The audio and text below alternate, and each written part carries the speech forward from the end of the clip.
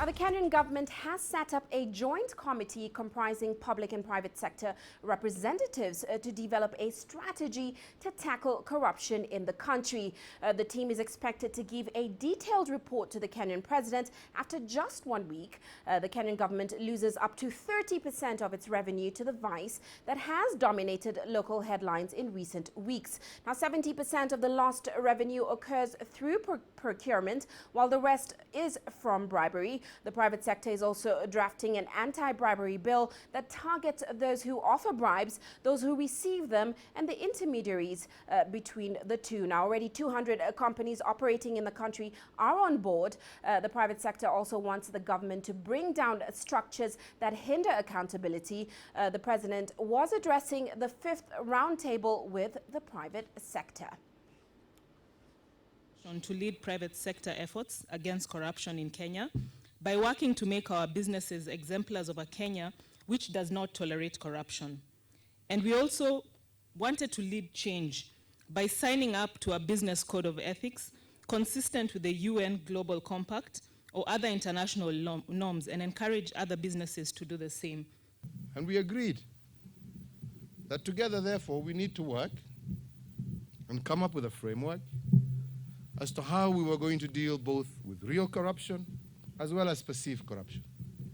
And we agreed that in a week's time, the team that we put together, comprising both members of government as well as members of the private sector, would come up and give us a brief, a strategy, a plan of how we shall work together to see how we overcome that challenge. Now, following that important meeting between Kenya's public and private sector, Edward Kusewa, an economic analyst, he's actually joining us from Nairobi now to discuss the outcome of that meeting. Edward, great to have you on the show again. Now, what are your thoughts on this joint public and private committee that's been formed to give a detailed report on corruption? Is this an effective strategy to fight corruption in Kenya? Thank you very much, Uche, for this. And I think the Kenyan government has realized that indeed it has to bring the private sector on board, because the private sector has really been complaining about the endemic corruption in the country, and they therefore have been looking for solutions to bring about an enabling environment to ease the cost of doing business, and so on and so forth. And it has been enumerated very well by our constitution that one of the major themes of our constitution is participation and inclusivity. Therefore, there is already political goodwill from the presidency and his office to bring about this goodwill and to be able to bring the private sector to participate and to bring about inclusivity as far as the fight of corruption is concerned.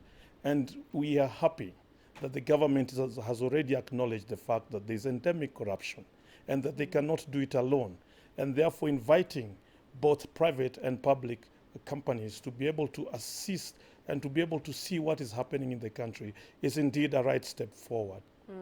Now, Edward, the private sector actually presented a number of proposals to Kenya's government, including drafting a bribery bill, which will be backed, of course, by the UN, to stop receivers and givers of bribes. Now, looking at Kenya's track record, have such moves made a difference in the past?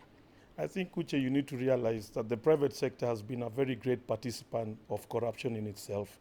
And if the private sector has already introduced or already drafting a bribery bill, is a good step forward, because they're acknowledging the fact that we cannot continue as private sector participating in public bribery, participating in public corruption. So indeed is a right step. But if you look at Kenya's track record, really, this has been a great challenge for this country. It's not the first time that this kind of bills backed by the UN have been introduced.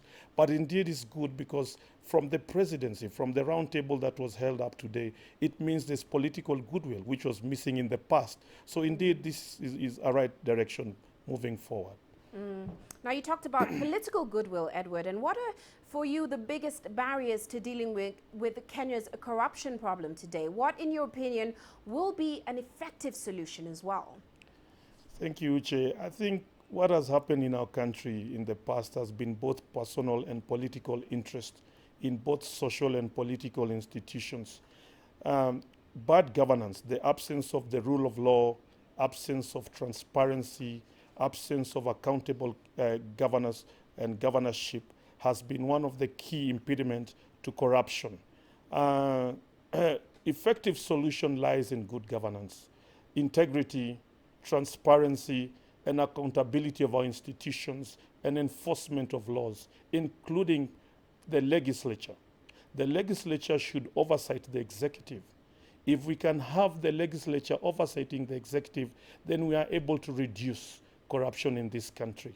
And therefore, we have to make sure that institutions that have been mandated with both accountability, transparency, and taking the government to account continuously are strengthened to bring about corruptions to its lowest levels ever. Well, thank you so much, Edward, for those insights. Of course, Edward Kusewa is an economic analyst joining us here in Nairobi.